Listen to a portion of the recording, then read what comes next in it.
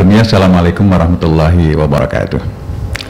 Alhamdulillah rabbil alamin, wassalatu wassalamu ala asyrafil anbiya wal mursalin Muhammadin wa ala alihi wa sahbihi ajma'in.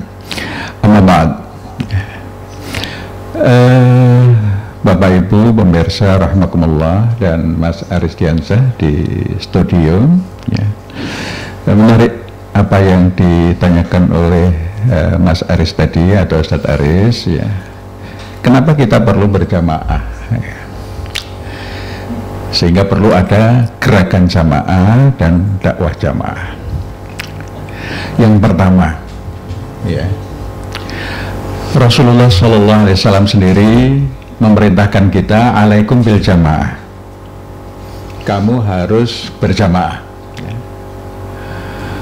Fa inna dzi'ba yaqulu al-ghanam al-munfarid, karena sesungguhnya serigala itu hanya akan makan domba-domba yang terpisah dari jamaahnya, yang sendirian ya. Sehingga jamaah itu bagi kita ya, umat muslim ini sebuah keniscayaan supaya kita itu menjadi kuat, sehingga serigala takut meskipun ya, kualifikasi kita domba, tetapi ketika kita bersama-sama ya, maka kita akan menjadi sesuatu yang kuat. Ini yang pertama.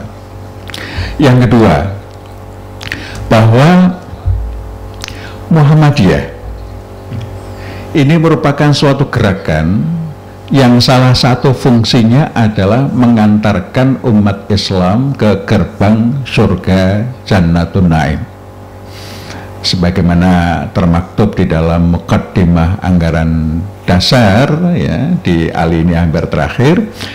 Maka dengan Muhammadiyah ini mudah-mudahan umat Islam dapatlah diantarkan ke pintu gerbang surga Jannatun Naim dengan keridhaan Allah yang Maha Rahman dan Rahim ya. Jadi Muhammadiyah itu merupakan sebuah persyarikatan yang mempunyai fungsi penting untuk mengantarkan umat Islam ke gerbang surga Jannatun Naim. Nah, ini fungsi ini memerlukan kehadiran jamaah supaya mereka yang tergabung di dalam Muhammadiyah ya, ini bisa menjadi jamaah calon penghuni surga ya, karena salah satu fungsi Muhammadiyah adalah mengantarkan umat Islam hingga ke gerbang surga Jannatun Naim. Nah, ini urgensi kenapa kita perlu ada jamaah di dalam Muhammadiyah ini, yang kemudian oleh Muhammadiyah dilembagakan ya, dalam suatu gerakan yang disebut dengan gerakan jamaah dan dakwah jamaah. Iya. Ya. Baik. Jadi kalau kita bicara dua hal, ada goyah, ada wasilah ya, ada tujuan, terus kemudian ada wasilah atau ada perantara. Jadi sebenarnya goyah tujuan utamanya itu bukan jamaah itu, tetapi tetap kepada pribadi muslim itu sendiri ya. Oh ya, goyah akhir itu adalah surga. Ya, menjadi penghuni surga itu goyah akhirnya ya. Yang wasilahnya adalah dengan apa? Mendapatkan keridhaan Allah. Nah, sehingga kita menjalankan hidup di dunia ini untuk mendapatkan keridhaan Allah.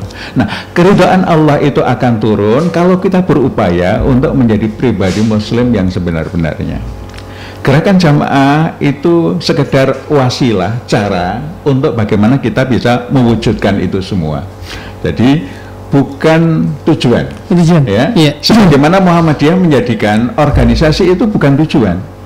Organisasi adalah alat untuk mencapai atau mewujudkan perjuangan Muhammadiyah. Sebab Muhammadiyah mempunyai suatu cita-cita jangka panjang yang tidak mungkin diwujudkan oleh orang per orang, tapi harus oleh jamaiyah, oleh persyarikatan ya, oleh suatu organisasi yang masa hidupnya tidak dibatasi oleh satu generasi atau dua generasi. Karena tujuan Muhammadiyah belum tentu bisa terwujud dalam 1-2 generasi. Ya. Jadi ini kita memahami bahwa sebagai gerakan ya, jamaah itu adalah alat. Iya. Ya baik.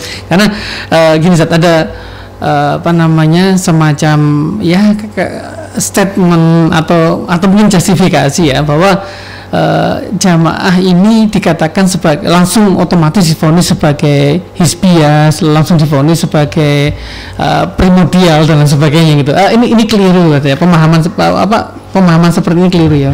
Saya kira tidak pas lah, tidak pas ya, tidak relevan itu betul. Karena Rasulullah itu juga mengelola umatnya berjamaah ya. Rasulullah itu jamaahnya begitu tertib, sangat tertib. Itu mungkin contoh jamaah terbaik, organisasi terbaik itu adalah organisasi yang dipimpin oleh Rasulullah ya. Itu kalau dalam bahasa modern sekarang itu organisasi yang well organized ya. Yashuddu ba'dhum ba'dha. Nah, hanya waktu itu di zaman Rasulullah namanya kan tidak pakai nama organisasi. Betul. Tapi ciri-cirinya itu adalah ciri sebuah pengelolaan organisasi yang memang well organized. Ya, yashuddu ba'dhum ba'dha. Ya, baik. Silakan Ustaz, mungkin bisa dilanjut lagi, diperdalam lagi tentang apa namanya, tentang bagaimana nantinya gerakan jamaah atau mungkin tujuan dan lain sebagainya, mungkin ya. Silakan. Jadi gerakan jamaah dan dakwah jamaah ini sebenarnya oleh Muhammadiyah sudah menjadi cara berjuang itu diputuskan sejak Muktamar Muhammadiyah di Ujung Pandang tahun 70-an, 71 kalau saya tidak salah ya. Itu sudah menjadi menjadi metode perjuangan dengan melakukan gerakan jamaah dan dakwah jamaah. Nah, apa itu gerakan jamaah dan dakwah jamaah ya? Pengertiannya adalah gerakan dakwah menggunakan pendekatan pembinaan berkelanjutan dalam jamaah ya, dengan menggiatkan anggota Muhammadiyah dalam tugasnya sebagai kader atau mubalik ya. Jadi ini memang sebuah gerakan menggunakan sistem pembinaan berkelanjutan ya, dengan menggunakan menggiatkan anggota Muhammadiyah dalam tugasnya sebagai kader mubalik ya. Ini pengertiannya ya. Jadi di situ ada beberapa pengertian dasar. Satu, gerakan dakwah ya. Sistem yang digunakan pembinaan berkelanjutan ya, pembinaan berkelanjutan dalam jamaah ya. Caranya menggiatkan anggota Muhammadiyah dalam tugasnya sebagai kader dan mubalik. Ini yang dilakukan di dalam gerakan jamaah ini. Nah, sehingga di situ anggota Muhammadiyah memiliki peran yang sangat sentral di dalam mengembangkan gerakan jamaah ini. Bahwa gerakan jamaah itu intinya adalah ya sebuah gerakan dakwah, sistemnya pembinaan berkelanjutan dalam jamaah dengan menggiatkan anggota Muhammadiyah dalam tugasnya sebagai kader dan mubalik. Ya, ini gerakan jamaah. Nah, tujuannya apa? Tujuan umumnya dengan membentuk jamaah ini, setiap anggota jamaah bisa berproses menjadi pribadi muslim yang sebenar-benarnya ya. Jadi itu adalah tujuan duniawi ya, tujuan duniawi bagaimana dalam jamaah ini ya, setiap anggota jamaah itu berproses menjadi pribadi muslim yang sebenar-benarnya, sehingga pada akhirnya layak untuk dipanggil Allah dengan ya ayyuhan nafsul mutmainnah irja'i ila rabbiki radiyatan mardiyah ya, sehingga bisa menjadi penghuni surga. Nah, ini tujuan umumnya. Ada tujuan khususnya. Iya, tadi itu saya tanyakan ada tujuan khususnya ya. Tujuan khususnya ini selaras dengan apa yang menjadi misi dari Muhammadiyah ya. Yang pertama, setiap anggota jamaah berkeyakinan tauhid yang murni ya. Jadi setiap anggota jamaah berkeyakinan tauhid yang murni. Nah, sehingga di dalam jamaah ini ya, banyak dilakukan pembinaan sehingga semuanya atau setiap anggota jamaah berkeyakinan tauhid yang murni. Ya. Yang kedua, ya, dia mudawamah di dalam mempelajari Islam. Nah, ini lewat mekanisme di dalam berjamaah, ya, dibimbing mudawamah, membiasakan mengkaji, mempelajari Islam. Nah, ini pada sesi menyelaraskan visi misi yang lalu, ya, ini membangun karakter pembelajar. Ya, jadi di jamaah ini kita membangun karakter pembelajar sehingga setiap anggota jamaah itu sepanjang hayatnya dia belajar, mendawamkan diri untuk belajar, diri, ya, untuk selalu belajar. Dan itu memang sebagaimana Rasulullah SAW mengatakan saja bahwa belajar itu dari lahir sampai akhir gitu ya. Betul, betul ya. Talabul ilmi ya. Minal lahdi ilal minal mahdi ilal lahdi. Ya, betul. Dari masa ayunan hingga liang lahat. Ya. Jadi yang namanya belajar selagi hayat masih di kandung badan, maka dia harus belajar terus menerus. Nah, beberapa waktu yang lalu kita sudah kaji bagaimana proses belajar ini. Satu yang harus belajar adalah Al-Qur'anul Karim dengan memudawamahkan tadarus Al-Qur'an. Ya, ini memudawamahkan tadarus Al-Qur'an. Itu targetnya one day one juz minimal. Iya. Ya. Selain itu juga makna tadarus sendiri itu ya mempelajari, jadi enggak cuma sekedar baca gitu tadi ya. Iya. Maka sebenarnya di dalam gerakan jamaah ini ada target untuk apa? Untuk baca Quran itu dia harus bacaannya baik, tahsin, ya. Dia harus tafhim, memahami. Jadi menjadi anggota jamaah secara berproses bisa memahami Al-Quran lewat bahasa aslinya. Maka di dalam berjamaah ini pelan-pelan kita mempelajari bahasa Al-Quran atau bahasa Arab Al-Quran. Sehingga dengan misalnya 3 tahun menjadi anggota jamaah, ya, dia sudah mulai bisa memahami Al-Quran lewat bahasa progresnya. Nah, sehingga selanjutnya untuk mempelajari Al-Quran, ya, itu menjadi minimal melihat terjemahan, ya, tinggal kata-kata susah saja. Nah, dia lebih mendalami lagi lewat kajian-kajian tafsir, ya, sehingga kerangka pemahamannya akan menjadi lebih luas. Itu proses yang mestinya diperoleh di dalam jamaah ini. Apalagi mungkin di bulan Ramadan sebagaimana malaikat Jibril ya bersama Rasulullah yudarisul Quran, ya, jadi betul-betul belajar Al-Quran. Dan saya juga ini mungkin saya punya pengalaman pribadi. Jadi sekarang saya ngaji lagi dengan seorang guru tahsin Al-Quran. Saya belajar lagi dari awal kayak baca Iqra gitu. Jadi gimana gitu, fa kasroh gimana yang betul, dan ternyata nikmat. Jadi ketika kita mempelajari Al-Quran itu dari basic, dari memperbaiki bacaan kita sampai kemudian itu rasanya nikmat tuh ternyata. Iya, betul. Kadang-kadang kita merasa bacaan kita sudah bagus, tapi ketika sudah ada guru yang memang dia bacaannya betul-betul sudah baik, masih ada salahnya kita banyak. Masih ada salahnya. Betul. Sehingga untuk membaca Al-Fatihah saja kita tidak cukup sekali belajar langsung sudah oke gitu ya, tapi berulang-ulang kita belajar baru ya. Lalu soal tahsin, tahsin. Nanti juga meningkat, ada yang tahfidz. Beberapa ayat ya dihafalkan, ya, meskipun tidak mentargetkan semua ayat kita hafalkan, tetapi memang ada target-target tertentu kita menghafalkan. Harus ada progres. Harus ada progres. Walaupun sedikit, tetapi isi koma itu lebih cintai oleh Allah SWT. Nah, itu ya, progres tahfidznya. Tafhim, yang ketiga tafhim. 3 ini sebenarnya nanti menjadi kegiatan inti dari jamaah itu untuk lebih memahami Al-Quran tadi. Karena itu tujuan utama akun, yaitu sebagai hudal tadi.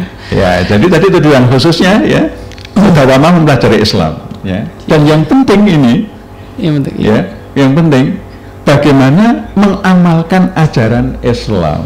Betul. Ya, dalam ranah pribadi, keluarga dan masyarakat. Nah, ini 3 tujuan khusus ini nanti dibinakan ke dalam jamaah-jamaah yang kita lakukan ya dalam gerakan jamaah itu. Ya.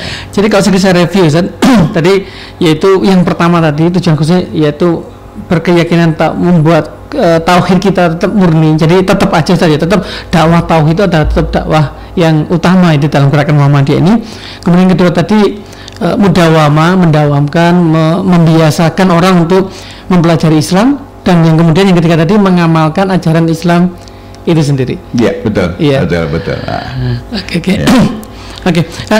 Setelah kita tahu tujuan kita nih, tujuan khusus kita ya. Nah, terus kemudian fungsi kita masing-masing di dalam gerakan dakwah ini seperti apa, Ustaz? Iya. Jadi gerakan jamaah dan dakwah jamaah itu mempunyai fungsi yang sangat strategis.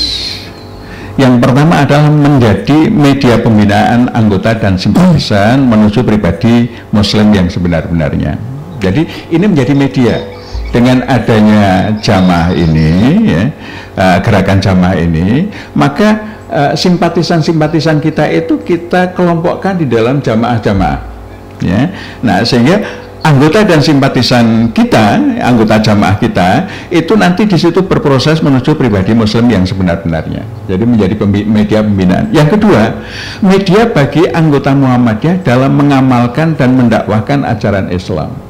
Ya, jadi kan anggota Muhammadiyah itu nanti di dalam proses pembentukannya dia akan merekrut simpatisan-simpatisan, ya, mungkin satu anggota merekrut 5 sampai 6 orang, nanti 3 anggota bergabung dari dalam satu jamaah sehingga satu jamaah bisa sekitar 15 sampai 20 orang gitu dalam satu jamaah, ada 3 inti, ya. Di situ masing-masing bagaimana bisa mengaktualisasikan kemampuannya di dalam membimbing anggota-anggota baru tadi, ya, anggota-anggota jamaah tadi untuk faham Islam, untuk menjadi pengamal Islam. Ya, untuk faham itu dia mesti secara mutawamah mempelajari Islam seperti yang menjadi tujuan kita tadi. Ya, ini yang dilakukan. Ya. Kemudian fungsi yang lain adalah sebagai media berjamaah dan berorganisasi. Ya, di situ antara 15 sampai 20 orang dalam jamaah itu dia belajar bagaimana bekerja sama, bagaimana berorganisasi, bagaimana sama-sama belajar, bagaimana mengelola sebuah event pengajian misalnya. Nah, itu adalah media pembelajaran bagi anggota-anggota jamaah dan masing-masing itu bisa membuat mempunyai peran masing-masing. Ya.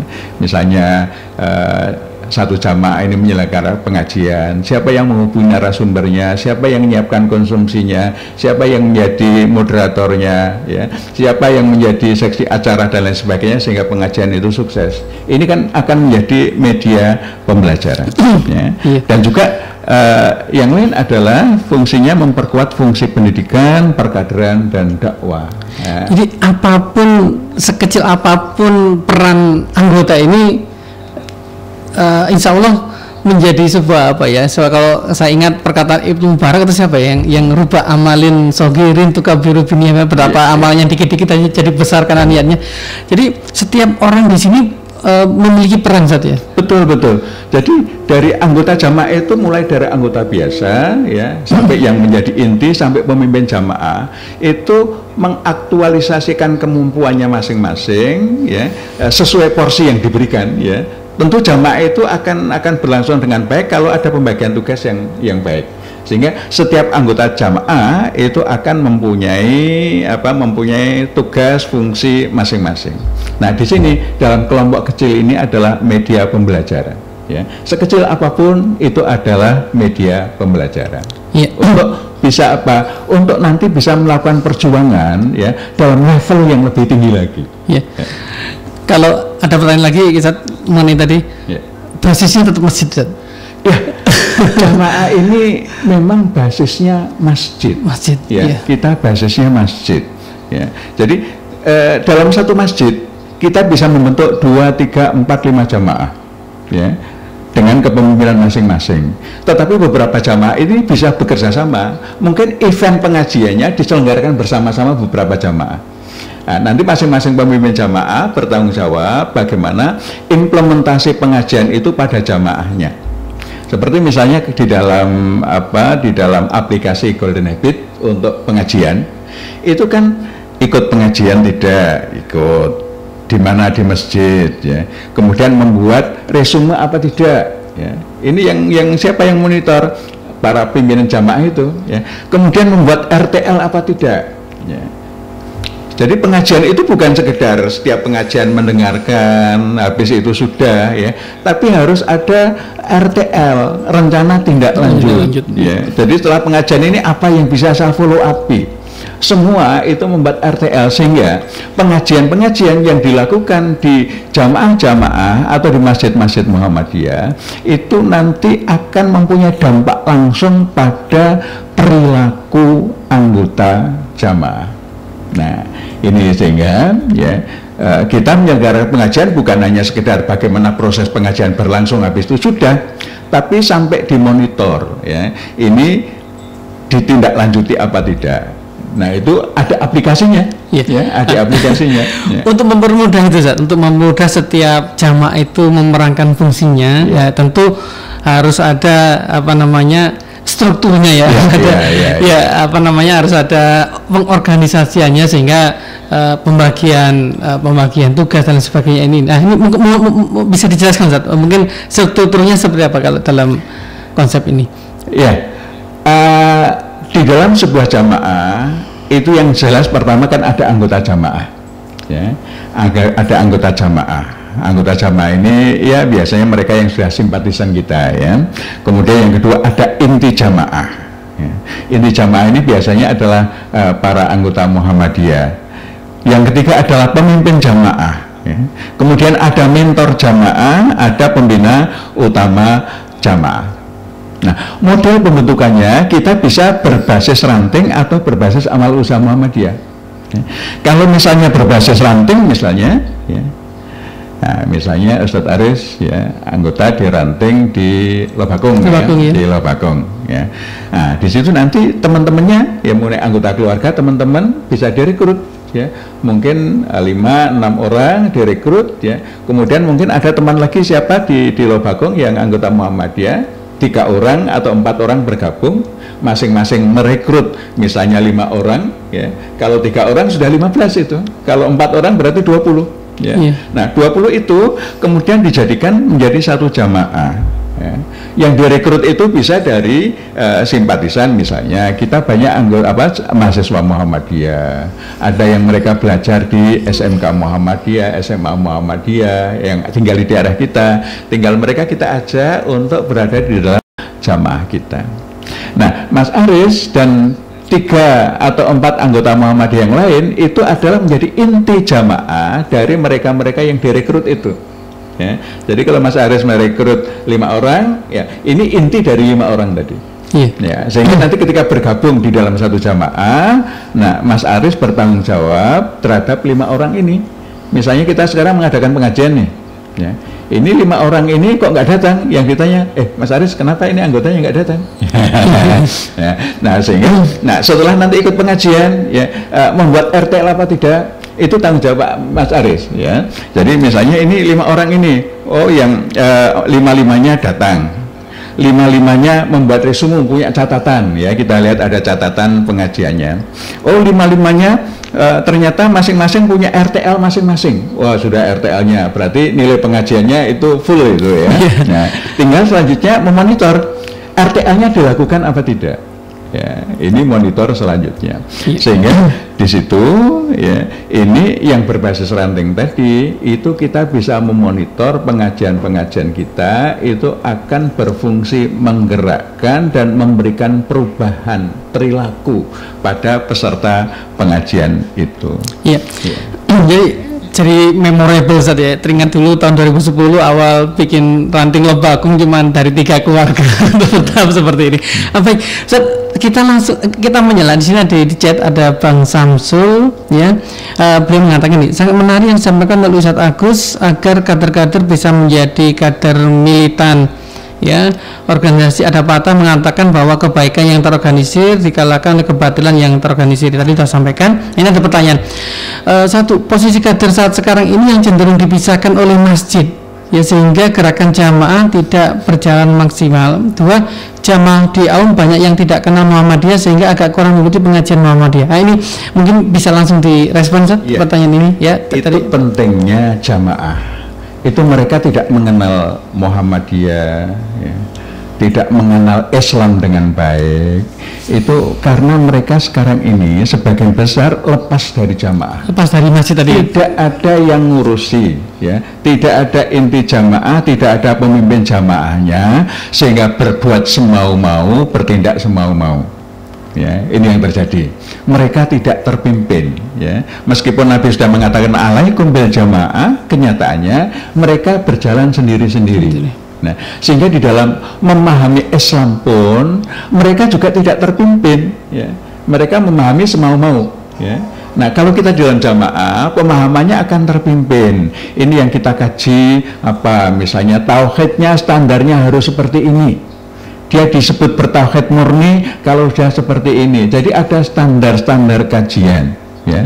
Nanti aspek ibadahnya misalnya, aspek ibadahnya sholatnya harus sesuai dengan tuntunan Nabi. Ada standar sholat tuntunan Nabi, ya. Ini yang kemudian nanti itu diimplementasikan di dalam jamaah.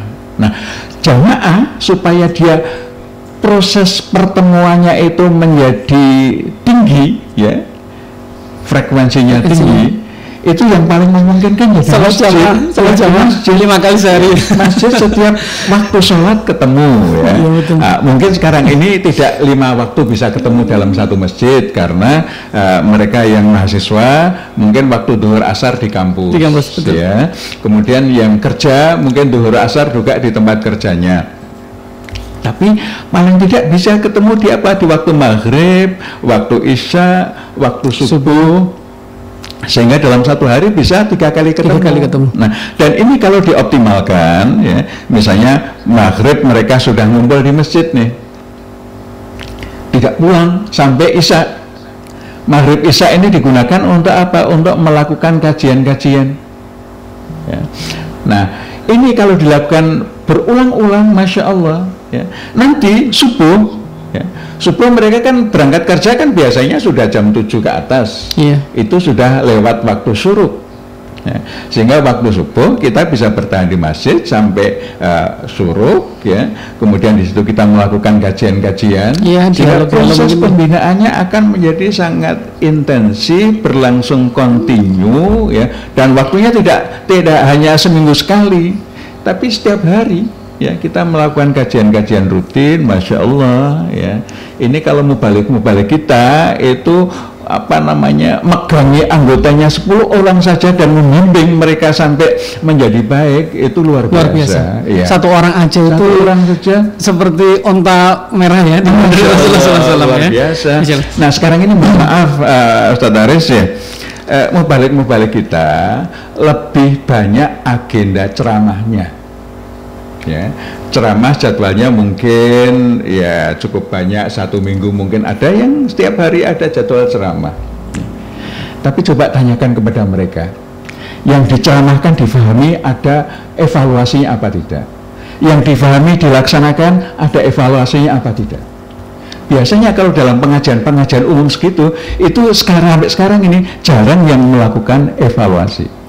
Nah, kalau kita di dalam jamaah dan kita mendampingi jamaah dalam satu hari itu berkali-kali, kita akan mengevaluasi yang kita sampaikan difahami atau tidak, ketahuan dari perilakunya. Ya. Ya, ini sesuatu hal yang menurut saya luar biasa kita membangun jamaah-jamaah ini. Ya, baik Ustaz, tadi Ustaz sudah menjelaskan tentang contoh, ya, contoh aplikasinya ketika berbasis masjid sudah, kemudian berbasis ranting tadi sudah Ustaz sampaikan. Nah, kita kan juga punya AUM, Ustaz. Nah, ini bagaimana Ustaz kalau? Ya. Nah, jamaah ini bisa berbasis AUM, bisa berbasis ranting. Ranting, ya. Ya. Yang saya ceritakan tadi lebih banyak berbasis ranting. Nah, yang berbasis AUM, ya, masya Allah, seperti UMKT ya. Iya. UMKT itu dalam 1 tahun kemarin menerima mahasiswa baru ya, itu 1.500 lebih ya. Banyak tuh ya. 1.500 ini kalau dibagi tiap jamaah 20 ya, berapa itu? 100 ada 5 jamaah, 50 jamaah ya. Berarti 75 jamaah. Ya, 75 jamaah lebih. Luar biasa. Nah, kalau mereka itu kemudian pembinaannya terpimpin ya, mahasiswa dikelompokkan di dalam jamaah-jamaah, dan ini UMKT sudah loh ini loh. Mentoring, semacam mentoring gitu ya? Semacam mentoring. Gerakan jamaah ini sudah diterapkan di UMKT ya, iya. Dari UMKT. Mungkin bisa ditampilkan Pak Fitroh yang mengelola masalah ini ya. Itu mereka dibimbing ya, target 6 bulan pertama itu mereka sudah baca Quran dengan lancar tahsin ya. Dalam 1 semester targetnya tahsin. Nah, nanti ada target-target berikutnya, dan ini melibatkan mahasiswa sebagai mentor, kakak kelas ya. Nah, dia proses menjadi peer learning di lingkungan mahasiswa ya. Jadi mengkaji Islam itu berbasis jamaah-jamaah yang itu menjadi sesuatu yang terukur. Nah, ini bisa dikembangkan juga bukan hanya di perguruan tinggi ya, SMK misalnya, berapa muridnya ya. Nanti dengan model peer learning ya, ini juga menjadi media pembelajaran bagi kakak kelasnya yang kelas 2, yang kelas 3 untuk bisa memberikan bimbingan kepada siswa-siswa baru untuk bisa berislam dengan baik. Ini kan metode dakwah yang efektif sebenarnya dengan gerakan jamaah ini ya. Ini sehingga dengan demikian ya, Bapak Ibu sekalian, mahasiswa kita ya, murid-murid kita itu akan terbimbing secara terstruktur ya. Apalagi kita sudah punya aplikasi Nan Golden Habit ya. Aplikasi Nan Golden Habit ini ya, aplikasi yang mengukur bagaimana sholat kita, mengukur bagaimana puasa kita, zakat, infak, sedekah kita, kemudian adab kita, kemudian bacaan Quran kita, membaca Al-Quran, membaca buku, kemudian mengikuti taklim, kemudian berorganisasi, berdakwah, dan berpikir positif. Itu sudah ada parameter-parameter, sehingga kalau kita melakukan pembinaan dengan parameter itu ya, wah itu sudah akan mudah sekali ya, akan mudah sekali ya. Tapi saya buat simulasi praktek langsung aja. Ini lebih asik karena contohnya gini, tadi ada 1.500 mahasiswa, terus kemudian ada 75 kelompok, berarti sederhananya harus ada 75 motor, Zat. Ya. Logikanya seperti itu, karena kalau nggak ada motornya ini juga nggak akan bisa jalan. Ini gimana, Zat? Jadi atau motor atau inti atau apalah istilahnya. Ini bagaimana untuk bisa membentuk ini? Nah, itu makanya ketika penerimaan mahasiswa baru ya, biasanya pada masa pengenalan kampus itu ya, itu dilakukan penggolongan ya, dari kemampuan baca Al-Quran. 1 lancar, belum lancar, belum bisa, ada 3 golongan. Kemudian dari kemuhammadian digolongkan telah menjadi anggota Muhammadiyah ya. Yang kedua, mempunyai latar belakang Muhammadiyah tetapi belum menjadi anggota, dan yang ketiga tidak ada latar belakang sama sekali. Nah, nanti yang menjadi inti itu adalah mereka yang memenuhi kualifikasi telah menjadi anggota Muhammadiyah atau lancar baca Al-Quran ya. Jadi mana yang memenuhi kualifikasi, yang paling baik kualifikasi itu nanti akan menjadi inti jamaah. Nah, pemimpin jamaah ya, itu dipilihkan dari inti jamaah. Jadi misalnya 20 anggotanya, itu intinya ada 4 misalnya, intinya ada 4, maka pemimpin jamaah itu nanti dipilih dari 4 tadi. Yang memilih siapa? 20 anggota jamaah tadi yang milih. Jadi situ demokrasi ya, jadi pemilihan dilakukan oleh pesertanya. Itu ketemu inti sama pemimpin jamaah. Nah, nanti inti dan pemimpin jamaah ini mengikuti pelatihan khusus bagaimana mengelola sebuah jamaah. Ya. Dan nanti akan didampingi oleh mentor. Ya. Mentor itu kakak kelas yang sudah punya pengalaman mengelola jamaah pada tahun sebelumnya. Nah, mereka ini kualifikasinya antara lain adalah kader IMM. Ya, jadi mereka dari aspek kekaderan itu sudah dibina oleh IMM sehingga mereka bisa membimbingkan kepada adik-adik kelasnya ya, lewat gerakan jamaah ini. Apa yang menjadi area tanggung jawabnya ya, satu mentor, satu jamaah. Ya, jadi satu mentor itu dia mentolongi satu jamaah ya. Jadi misalnya 20, bagaimana 20 ini dimonitor sedemikian rupa sehingga terjadi peningkatan yang signifikan pada aspek al-Islam dan kemuhammadian. Dia memahami Islam dengan lebih baik dan menjadi pengamal Islam yang baik. Iya, mungkin saya tanya ke operator, ini sampai jam berapa, Mas? 11. Sampai jam 11, 15 menit lagi. Bukan, 30 menitnya tanya jawab. Oke, baik. Jadi Mas kita masih lama, Mas. Oh iya, masih ada lama. Oke, siap. Ya. Jadi tadi setelah kita menetapkan mentor jamaah ya dari mahasiswa tadi itu, nah terus kemudian tugas-tugas mentor ini seperti apa nanti? Ya, mentor ya tadi dipilih di antara mahasiswa angkatan di atas jamaah yang memenuhi kualifikasi sebagai kader IMM oleh pemimpin gerakan jamaah. Ya. Mahasiswa yang terpilih menjadi mentor ya, wajib mengikuti pelatihan mentor. Ini kalau di jadi ada pelatihan khusus bagaimana menjadi mentor. Nah, dan mentor ini ditetapkan dengan surat keputusan biasanya. Ditetapkan mentor untuk jamaah ini adalah ini. Tugasnya antara lain, ya, yang pertama adalah mengatur jadwal dan mendampingi kegiatan jamaah dengan berkoordinasi bersama inti, pemimpin, dan pembina utama jamaah. Oh, tadi yang belum kita sebut-sebut pembina utama jamaah. Pembina utama jamaah ini dari kalangan dosen. Ya, dari kalangan dosen ada yang membina beberapa jamaah, gitu ya, menjadi pembina utama jamaah. Ya. Nah, selanjutnya tugas mentor adalah mendokumentasikan presensi anggota jamaah pada setiap kegiatan-kegiatan. Ya.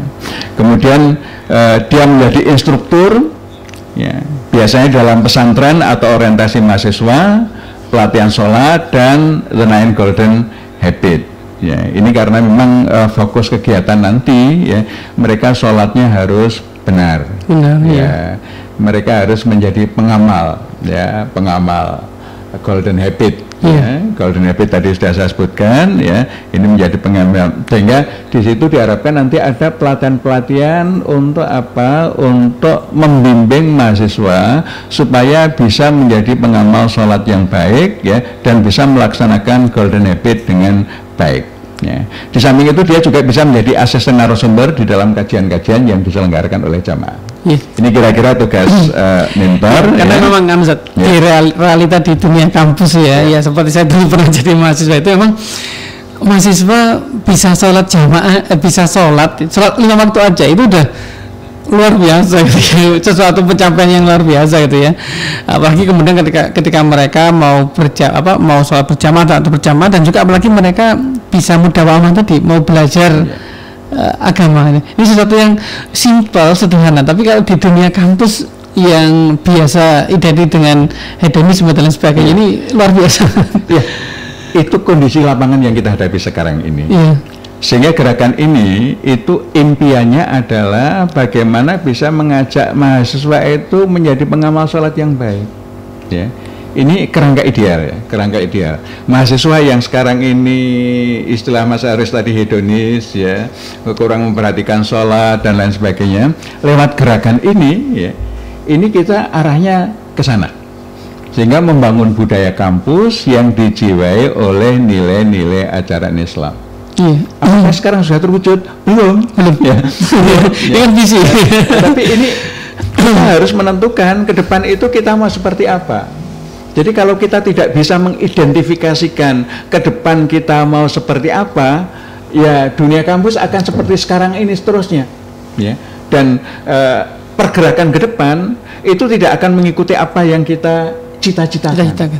Tetapi kalau kita berani mencita-citakan bahwa ke depan, ya, kampus kita itu adalah kampus yang Islami, setiap waktu sholat semua mahasiswa berada di masjid, semua kegiatan perkuliahan semua dihentikan, memberikan kesempatan untuk melakukan sholat.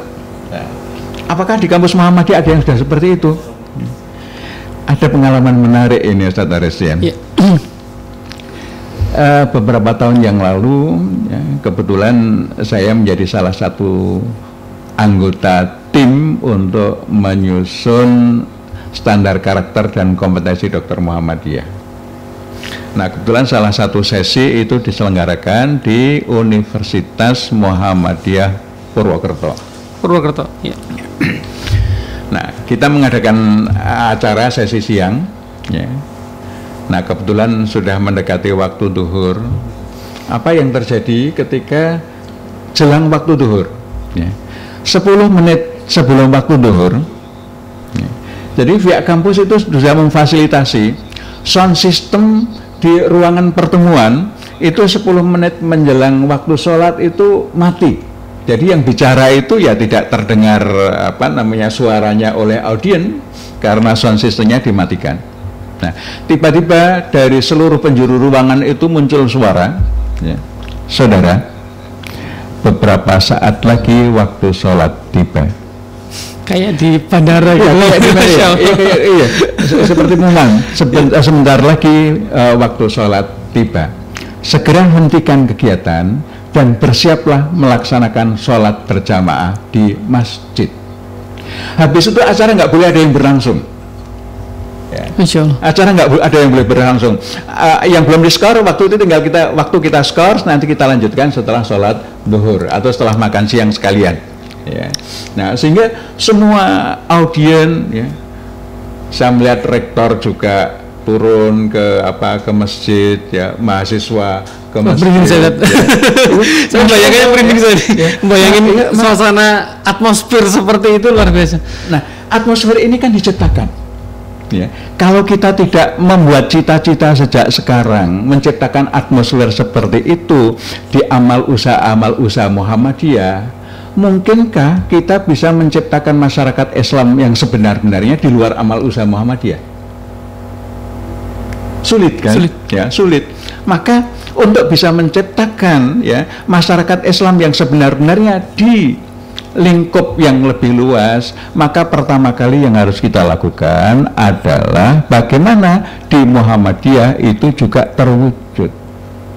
Nah, sehingga, ya, tugas kita dengan gerakan jamaah ini, ya, itu nanti termasuk ke sana. Bagaimana di setiap amal usaha Muhammadiyah, apakah sekolahnya, apakah rumah sakitnya, apakah perguruan tingginya, ya, apakah pantinya, begitu masuk waktu sholat tidak boleh ada kegiatan non emergensi yang berlangsung. Ya. Semua kegiatan non emergensi, ya, itu dihentikan dan semua sholat di masjid. Dan itu kalau kita bicara dakwah Muhammadiyah adalah dakwah aman ma'ruf nahi munkar. Ini aman ma'ruf, Ustaz. Iya. Ini yat'una ilal khair wa ya'muruna bil ma'ruf. Ya, ini kan kepada kebaikan, ya. Kita mengajak mereka untuk melakukan kebaikan.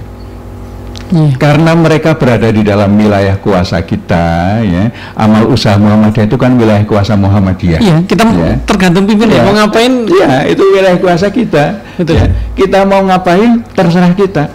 Ya. Maka tugas pimpinan amal usaha Muhammadiyah adalah bagaimana menciptakan suasana Islami di setiap amal usaha yang dipimpinnya. Ya. Ya, nah, salah satu metode catatan yang harus digaris bawah ini, Ustaz, ya, menciptakan suasana Islami, ya, di lingkungan yang ya ini seandainya nggak ada COVID ya, kebetulan saya memang posisi sebagai ketua cabang ya Sungai Kunjang ini, pasti kalau nggak ada COVID ini saya langsung ketemu sama kepala sekolah SD Muhammadiyah 5 dan SMP 6. Kalau bisa yang di Purwokerto tadi itu dimulai Zat. Ya 10 menit semua baik-baik ini kepala sekolah, guru-guru semua ke masjid. Kita punya masjid besar ya.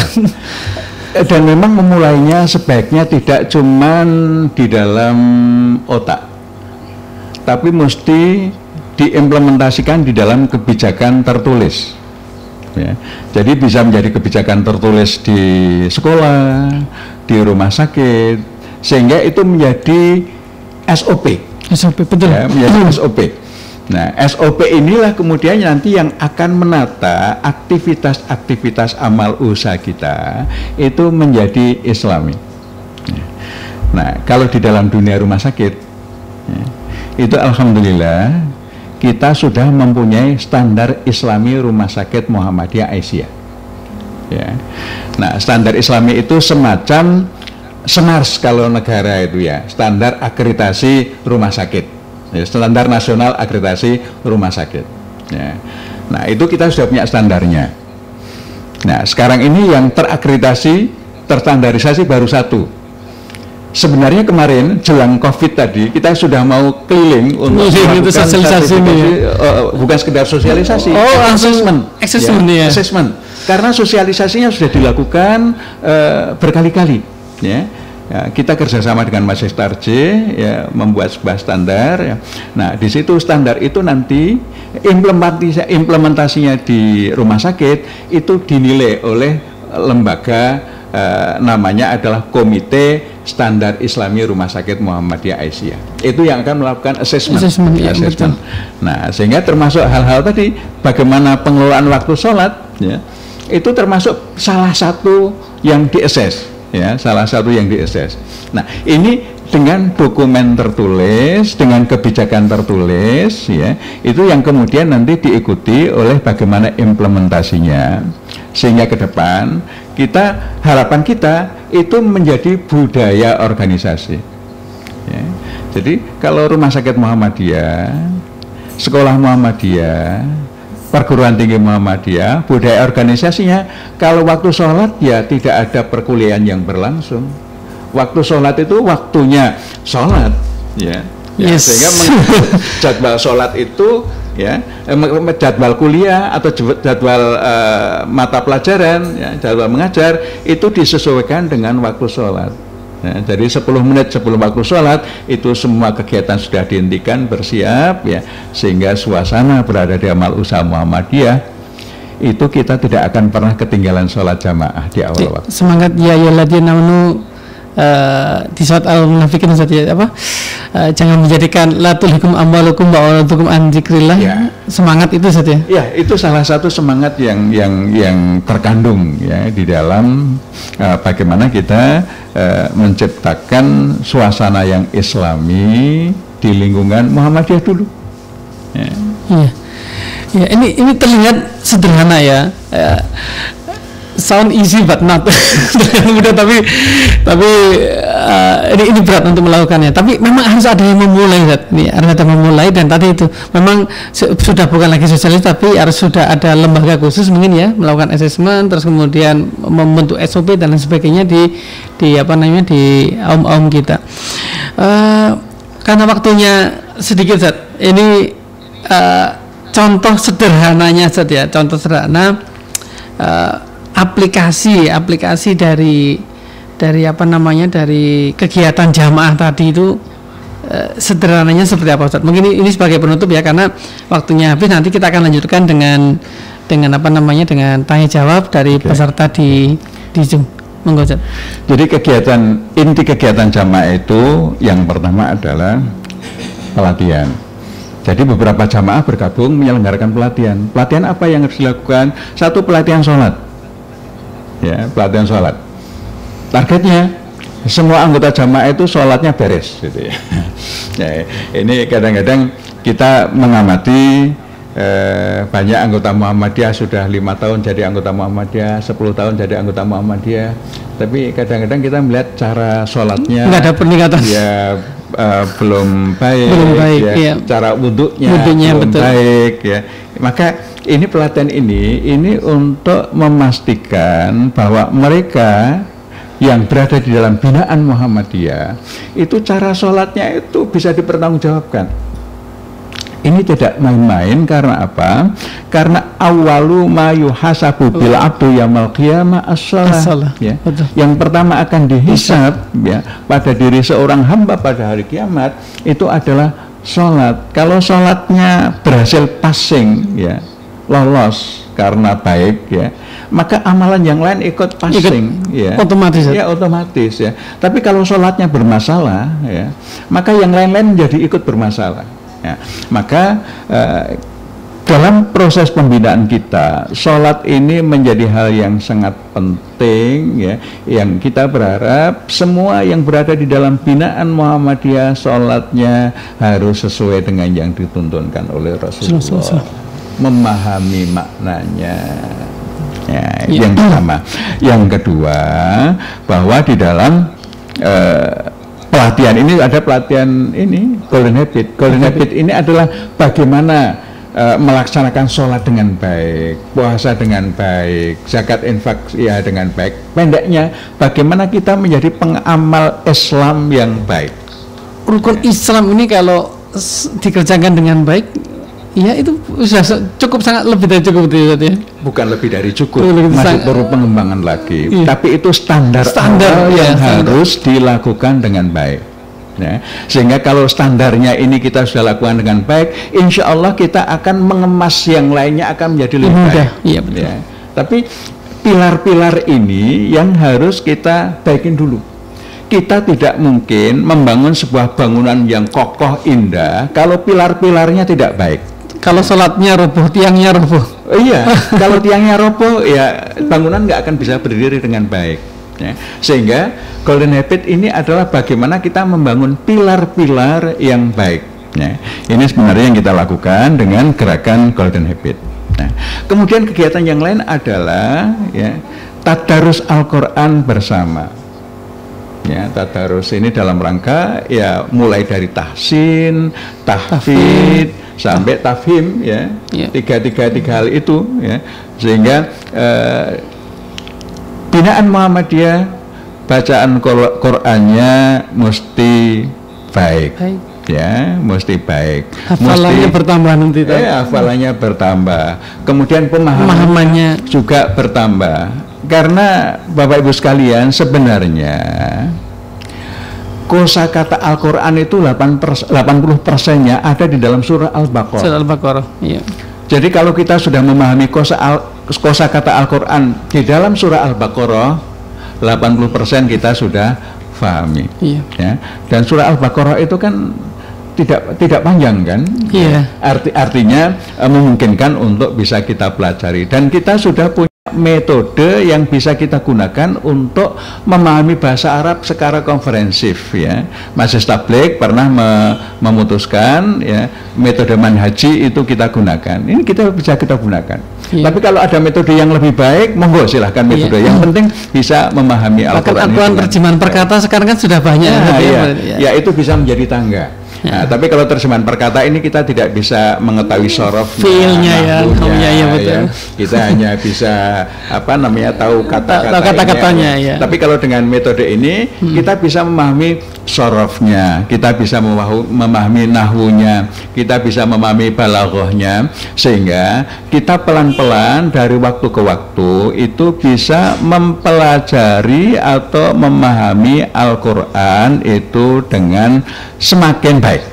Ini yang perlu kita lakukan, ya, sehingga dengan menjadi pembelajar ini membaca Al-Quran semakin baik. Ya. Kemudian juga bagaimana kita melakukan kajian-kajian, ya, pengajian-pengajian itu diimplementasikan di dalam gerakan jamaah ini. Saya kira itu kegiatan-kegiatan penting yang dilakukan di dalam gerakan jamaah dan dakwah jamaah ini.